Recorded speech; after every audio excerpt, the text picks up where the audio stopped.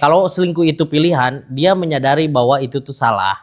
Kalau selingkuh adalah penyakit, dia tidak menyadari bahwa itu salah, gitu. Atau kebalik ya? Mungkin ya. Nah. Lagi-lagi aku nggak sepakat dengan Shalom. Karena menurut aku selingkuh itu adalah pilihan. Karena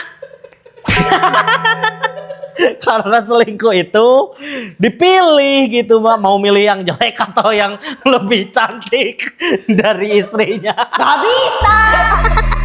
Gak bisa gitu. Karena di mana-mana selingkuhan tuh selalu downgrade. Oke, udah. Gila. Sosmed itu makin kesini makin kacau ya. Sekarang tuh lagi musim ini tahu. Apa selingkuh? Perceraian. Iya, Perceraian artis. Iya bener. Perceraian Banyak artis. lagi. Banyak banget sekarang yang cerai artis-artis tuh. Lagi rame Ya, 2025. emang musim sih sebenarnya. Emang ada musim perceraian? Ada. Kalau di artis ada.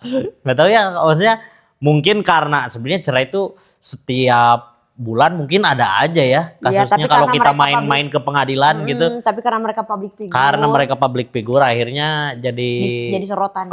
Sorotan gitu. Banyak artis-artis yang lagi proses influencer, TikToker, seleb-talk gitulah. Pokoknya banyak. Itu tuh case-nya tuh ada yang selingkuh. Iya. Beragam lah ya. Kalau ekonomi kayaknya enggak ya, karena mereka otomatis kalau ekonomi udah jadi inilah. Iya, harusnya sih ya. Itu kenapa ya? Maksudnya kita kerucutin deh dengan case selingkuh gitu. Orang-orang tuh rata-rata kenapa sih selingkuh? Kalau menurut kamu? Kalau menurut aku, kalau selingkuh tuh ya itu udah jelas penyakit ya. Apalagi dia kalau udah dari masa pacaran udah emang habitnya selingkuh, itu udah penyakit sih. Banyak sih aku juga dengar bahwa selingkuh itu penyakit, tapi kalau aku belum nemu ya make sense-nya. Kenapa selingkuh disebut penyakit? Kalau penyakit mah kan maksudnya bisa diobatin. Bener gak? Penyakit itu bisa diobatin. Ada yang sembuh, ada yang tidak mungkin. Tapi menurut aku kayaknya analogi selingkuh itu penyakit itu nggak masuk di aku. Justru selingkuh itu adalah pilihan. Dia masuk ke opsi berarti. Opsi. Kita memilih nih mau selingkuh atau tetap stay gitu bersama dia gitu. Justru harusnya selingkuh itu bukan pilihan. Kalaupun dia misalkan adalah pilihan, ya kita tuh harusnya mengambil sikap untuk tidak selingkuh, karena hubungan tuh masih bisa untuk diobrolkan, masih bisa untuk dibicarakan, bisa diperbaiki gitu. Oke. Nah, mungkin aku ngejelasin dulu ya yang soal tadi kamu bilang penyakit. Oke, disclaimer dulu. Ini kita berbeda lagi nih. Argumen. Pendapat kita beda-beda lagi. Ini panas nih. Dia emang nggak pernah bisa buat satu suara sama aku, karena memang ya ini logika orang nggak waras ya. Logika orang nggak waras. Ini justru orang yang waras. Kemarin aja banyak ketika ngebahas Mokono, banyak yang pro ke aku. Nah, itu harus ditarik lagi ya sudut pandangnya. Kenapa? Maksudnya kenapa ini kamu bisa ngejudge bahwa selingkuh itu penyakit gitu? Kenapa kamu? Case-nya apa gitu? Aku mau ngejelasin dulu dari bukan penyakit secara medis. Itu yang harus dipahami dulu. Emang ngobrol sama orang yang kayak gini tuh rada capek karena harus detail satu persatu. Karena ada keterlambatan dalam memproses. Jadi memang harus satu persatu. Nah, begini, penyakit yang dimaksud di sini bukan penyakit secara harafiah yang itu tuh secara medis, bukan. Ya, Tapi diartikan tuh ke moral dan juga rasa empatinya. Nah, di situ ya, karena kecenderungan orang yang selingkuh itu tuh bukan soal ya dia sakit ya penyakit itu, bukan. Penyakit selingkuh. Bukan penyakit yang seperti itu, tapi ya itu karena dia moralnya gitu, moral sama empatinya, karena dia tuh nggak bisa mengontrol diri. Emang ada ya orang yang maksudnya lagi anteng-anteng nih menjalani hubungan, tiba-tiba aku pengen selingkuh. Itu kan kalau penyakit. Itu kan Kan penyakit. ini aku belum. Nah, Kambuh. lagi-lagi ketika ngobrol sama orang ini harus banyak sabar. Kita belum selesai ngejelasin, dia langsung potong karena logika mereka tuh Lah ya, sulit untuk mencerna. ya kenapa? Maksudnya kenapa itu terjadi? Kalau aku ngegambarin bahwa selingkuh itu penyakit, ya case-nya seperti itu yang aku gambarin tadi. Ya, karena kalian tuh merasanya penyakit di sini tuh adalah penyakit secara medis. Iya. Sementara di sini bukan penyakit yang secara medis, tetapi minusnya Psikis. moral dan empati karena dia tuh nggak bisa ngontrol diri atau empati kepada pasangannya. Oke, oke. Berarti karena itunya tidak ada, Karena itu empatinya nggak ada. tidak ada. Terus dia selalu merasa butuh validasi terus Dari orang lain. dari orang lain di luar hubungan. Akhirnya selalu mencari gitu dan kurang apa ya kepuasan ketidakpuasan batin. Jadi selalu mencari kepuasan di luar sana. Oke. Padahal hal itu tuh lagi-lagi masih bisa diobrolin dalam hubungan. Ketika ada yang dirasa kurang atau apapun, itu tuh masih bisa selesai dengan diobrolin. Jadi kita bisa sama-sama bertukar pikiran buat solusinya kayak gimana. Kan bisa gitu tanpa harus melompati si step ini. Step apa? Step Selingkuh. ngobrol ini langsung diloncat dengan ngambil Tindakan. selingkuh. Oke. Kan bisa lewat fase ngobrol dulu tanpa harus langsung loncat ke selingkuh. Oke, aku nggak sepakat nih di poin ini. Aku nggak sepakat dengan Shalom. Oke. Karena nggak make sense menurut aku. Terjadinya perselingkuhan itu karena ada sebab dan akibat. Karena ada sebab dan akibat. Jadi kita memilih untuk kayaknya aku harus selingkuh. Itu karena ada pantikan dari pasangannya. Pasangannya bikin kita nggak nyaman di rumah, misalkan apa-apa cekcok, apa-apa marah, kayak nggak betah di rumah. Ya udahlah, maksudnya balik lagi aku pengen tetap kelihatan setia tapi aku selingkuh. Nah, gitu. itu kan yang tadi aku bilang ketika ada masalah yang kayak gitu, itu tuh bisa selesai dengan obrolan Masalahnya, tanpa harus langsung selingkuh. nah, masalahnya ketika terjadi obrolan itu yang bikin gak nyaman pasangan yang jadi pelaku perselingkuhan. Jadi maksudnya mereka tuh udah nggak mau lagi ada di tahap ngobrolin, udah capek gitu. Lagi-lagi pasangannya yang bikin dia nggak betah, akhirnya dia memilih untuk selingkuh. Bukan berarti aku peselingkuh ya, bukan. Tapi aku rasa ini make sense gitu. Orang-orang memilih untuk selingkuh karena ya di rumah nggak betah, cok gitu misalkan.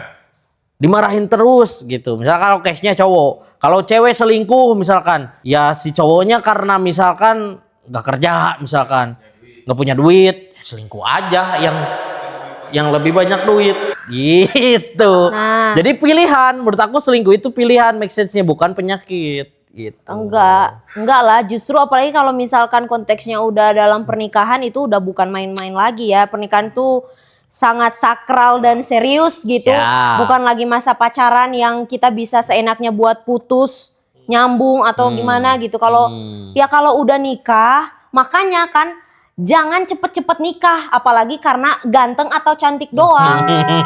Kalau yang tadi masalah kerja atau ya itu karena Betul. ada impulsif buat udahlah masalah aku bisa selesai dengan nikah.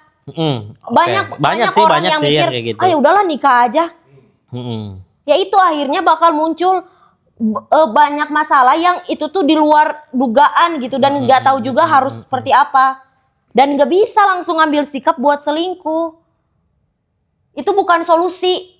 Justru ketika udah punya hubungan yang harusnya dibenahi tuh, kalau kita udah memilih buat membangun hubungan sama orang tersebut, ya harusnya kita perbaiki, yang harus kita bina, yang harus kita bangun ya sama orang itu, bukan malah nyari orang lain yang justru bakal berpotensi sama. Kayak gitu lagi. Karena balik lagi, orang yang selingkuh itu kan dia bukan dalam konteks pernikahan. Oke, dia selingkuh pacaran nih, mereka deket PDKT, bakal manis. Sama kayak yang dirasain dengan pasangannya sebelum menikah awal-awal. Dia nggak tahu ketika nikah bakal sama lagi karena si cewek yang jadi selingkuhan itu juga nggak tahu nih si cowok ini ketika dalam pernikahan red flag. Oke, I see. Tapi menurut aku pantes ya, maksudnya gini, banyak case perselingkuhan itu jarang gitu yang nikah sama selingkuhannya.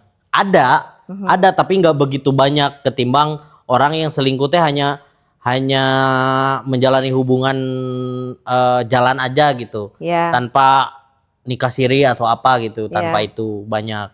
Karena ya itu ketika itu terjadi lagi, misalkan cowok ini nikah, punya istri, gak betah nih di rumah nih gara-gara istri nih, selingkuh, tapi tanpa menikahi selingkuhannya, ternyata di selingkuhannya terjadi lagi seperti yang di rumah, selingkuh lagi. Itu kan pilihan. Aku selingkuh lagi deh gitu. Aku memilih untuk selingkuh lagi deh. Terjadi lagi. Selingkuh lagi deh. Selingkuh sama yang istri utama gitu. Jadi balik lagi. Gak jadi selingkuh. Iya, harusnya gitu. kan dari awal memilih buat ada, itu kan terjadi berarti karena ada ketidakpuasan kan dalam rumah tangga.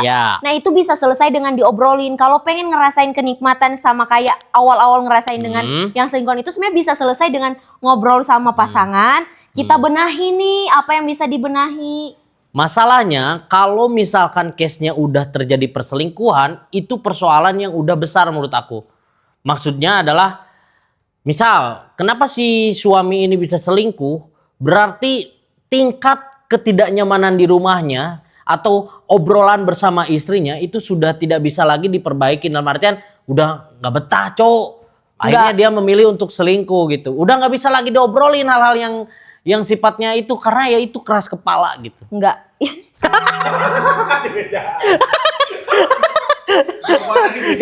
Gitu. Enggak. Itu parah sih. Logika yang kamu coba sampaikan itu pada akhirnya tuh menyudutkan korban. Karena menyalahkan bahwa perselingkuhan itu tuh dengar. Bahwa perselingkuhan tuh terjadi karena ada masalah yang sangat besar terjadi di rumah dan itu disebabkan oleh pasangan itu. Justru menurut aku ya kenapa aku bilang itu tuh justru nggak masuk pilihan karena bisa dibenahi.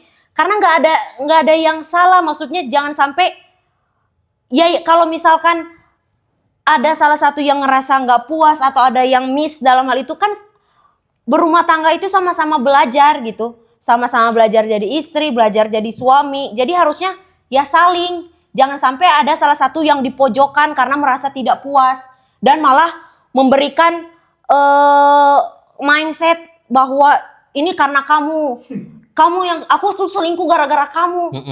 Itu salah banget loh. Itu orang yang menjadi korban itu dia sangat terpojokkan. Akhirnya dia tuh punya perasaan yang emang iya dia akan selalu ngerasa kurang. Lagi-lagi aku bilang ya tuh aku typo kan. Aku bilang buat kalian korban itu tuh nggak ada yang salah sama kalian. Justru yang salah yang selingkuh, yang salah yang selingkuh. Oke. Jangan malah mikir kamu yang kurang atau enggak ada. Gimana kalau misalkan ini terjadi? Itu mungkin ada ya case yang seperti itu gitu. Maksudnya si ini nyalahin korban gitu, si orang yang selingkuh tuh nyalahin korban. Tapi ada juga yang membenarkan bahwa ini adalah perselingkuhan ini tuh akibat korban itu. Contoh, misalkan dia selingkuh gara-gara di rumah di KDRT. Make sense gak? Itu beda. Make sense gak? Maksudnya itu jadi pilihan untuk selingkuh. Karena untuk lepas dari KDRT itu susah banget. Susah banget. Selingkuh aja gitu. Itu beda pilihannya. cerita menurut aku ya. Sama, itu sebab akibat. Enggak, itu beda. Kalau udah tahapannya udah malah menyakiti ya udah pisah aja. Kenapa susah loh. Orang buat lepas dari KDRT itu susah banget. Karena misalkan mau pulang ke rumah orang tua dikunci sama suami yang KDRT. Di borgol. Terus gimana buat selingkuh? Kalau ke rumah orang tuanya aja dia dikunciin pintu. Terus buat selingkuh gimana? Ada alternatifnya. Bisa disiasati, selingkuhan tuh gampang banget ya. Ada yang cetan di e-commerce, ada yang cetan di mana gitu, aplikasi. Tapi orang yang mengalami KDRT terus dia memilih buat selingkuh dan baik itu cetan itu nggak akan mengobati. Yang justru bakal mengobati itu ketika dia lepas. Gimana ceritanya orang korban KDRT terus selingkuh by cetan anjir, kayak itu anjir. Bisa loh itu. Orang kan yang kamu tadi coba utarakan yang selingkuh di e-commerce tuh kan selingkuhnya karena hal lain. Iya maksudnya berarti jangan siasatan disamain. untuk perselingkuhan tuh bisa apa aja. Iya, tapi jangan disamain. Itu tuh penyebabnya kan beda. Itu penyebabnya beda. Tapi kalau udah KDRT gimana ceritanya? Kamu kan tadi juga ngasih pandangan kalau ke rumah orang tuanya aja itu susah buat lepas, bisa sampai dikunci. Terus gimana buat selingkuh? Misal tukang kebun di rumahnya. Dia kan dikunci dalam rumah, tukang kebun di luar. Misal nih yang KDRT-nya kerja kantor, ada tukang kebun bukain dulu selingkuh, kunciin lagi gitu. Aneh anjir. Enggak, ini masalahnya adalah bukan kenapa, tapi maksudnya kamu harus menerima bahwa ada juga loh perselingkuhan dengan sebab akibat. Okay. Ada loh gitu, ada loh. Ya itu salah satu contoh yang mainstreamnya mungkin. Bukan tukang kebun. Maksudnya yang ininya yang itu yang dia selingkuh karena di KDRT.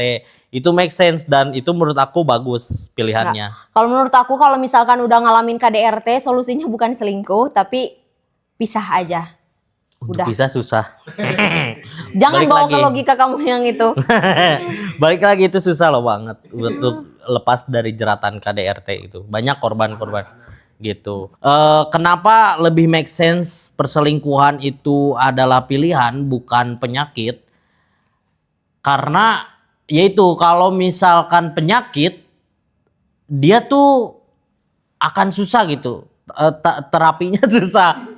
Maksudnya untuk ngobatin, berarti kalau misalkan dia ditakdirkan untuk orang yang suka selingkuh atau dalam artian dia udah punya penyakit selingkuh, ya udah dia akan selamanya dicap sebagai orang yang perselingkuh gitu. Enggak, bukan kayak gitu.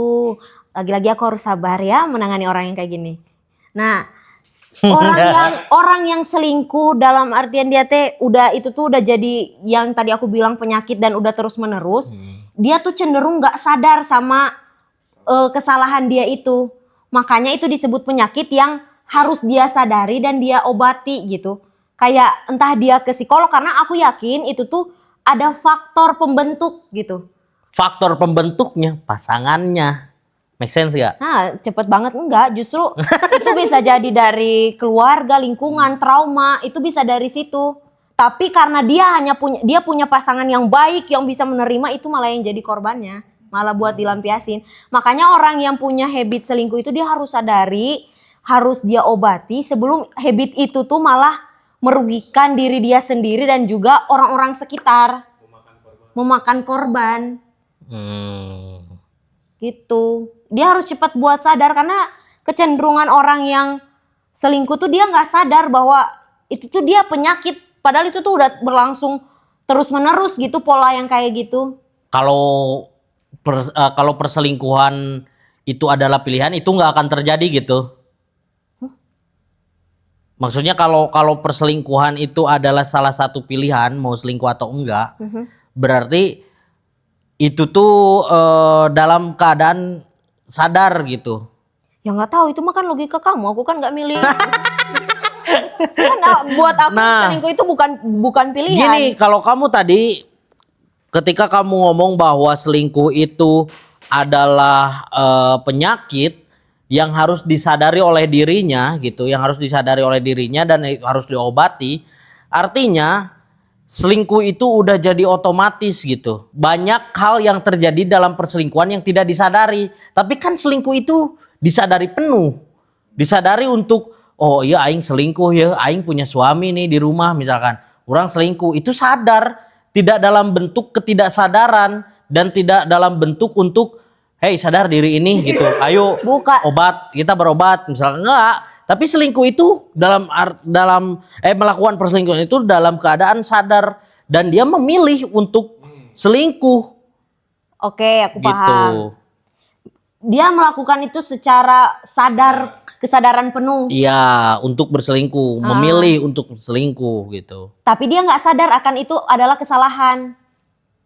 Sadar yang aku maksud tuh bukan dia melakukan dengan tidak sadar, Jol tiba-tiba aku selingkuh nih. Enggak, bukan gitu. Dia memang melakukan dengan kesadaran penuh dia selingkuh, tapi dia nggak sadar bahwa dia tuh salah. Itu tuh salah dan dia tuh punya itu tuh sebab itu tuh udah jadi penyakit yang udah menjamur gitu, bahwa dia tuh selalu haus, haus validasi, dia tuh selalu nggak bisa ngontrol diri. Itu tuh dia nggak sadar bahwa itu tuh udah salah gitu. Dia nggak sadar. Makanya banyak orang yang ketika selingkuh, maaf aku hilaf. Iya. Itu artinya? Ya itu artinya bahwa dia melakukan dengan sadar, tapi dia nggak sadar bahwa dia salah. Oh, berarti perbedaannya ada di antara ini. Kalau misalkan selingkuh adalah pilihan, dia tuh tidak menyadari bahwa kalau selingkuh itu pilihan, dia menyadari bahwa itu tuh salah. Kalau selingkuh adalah penyakit, dia tidak menyadari bahwa itu salah, gitu. Atau kebalik ya? Mungkin ya. Nah. Lagi-lagi aku nggak sepakat dengan Shalom. Karena menurut aku selingkuh itu adalah pilihan. Karena selingkuh itu dipilih gitu, Mbak. Mau milih yang jelek atau yang lebih cantik dari istrinya. Gak bisa gitu. Karena di mana-mana selingkuhan tuh selalu downgrade. Kalau kamu bilang cantik memilih cantik dan jelek, gak bisa orang di mana-mana selingkuhan tuh downgrade. Petinju bukan downgrade ya. Opa-opa tuh yang Dia petinju juga loh, jangan salah. Dia petinju. Terus kenapa si Sule itu? Ya karena dia masih nggak bisa buat mengontrol diri. Dia nggak punya rasa empati terhadap pasangannya, masih haus validasi. Ya maklum karena usianya masih belia, dia baru 25 tahun. Makanya kan banyak yang bilang riset tuh yang bilang menikah tuh lebih baik di atas 25 tahun. 28 tahun karena 25 tuh 25 ke bawah apalagi masih labil, kita tuh masih pengen jadi pusat perhatian. Wah, aku cantik. Wah. Gitu ya maksudnya. Ya. Jadi lagi-lagi buat aku selingkuh itu penyakit ya. Tapi bisa dipilih. Aku tidak bisa dipilih. Aku tidak membenarkan bahwa selingkuh itu pilihan. Mungkin ya itu dia sikap yang bisa diambil gitu. Maksudnya bisa memilih, tapi aku nggak mau itu jadi pilihan. Ya itu bukan pilihan. Kalau ada masalah ya lebih baik diobrolkan. Kalau misalkan ada yang memang udah nggak bisa ditoleransi, ya lebih baik pisah dan cari yang lebih baik daripada harus mengotori atau mencemarkan diri kamu sendiri gitu. Akhirnya nggak elegan kamunya. Ya udahlah, intinya pokoknya mau itu selingkuh penyakit, selingkuh pilihan, selingkuh itu salah, itu aja. Nah, itu dan dong. kamu juga harus menyadari bahwa tidak selamanya selingkuh itu penyakit. Ada juga yang pilihan. Ada juga yang pilihan. Oke, guys ya.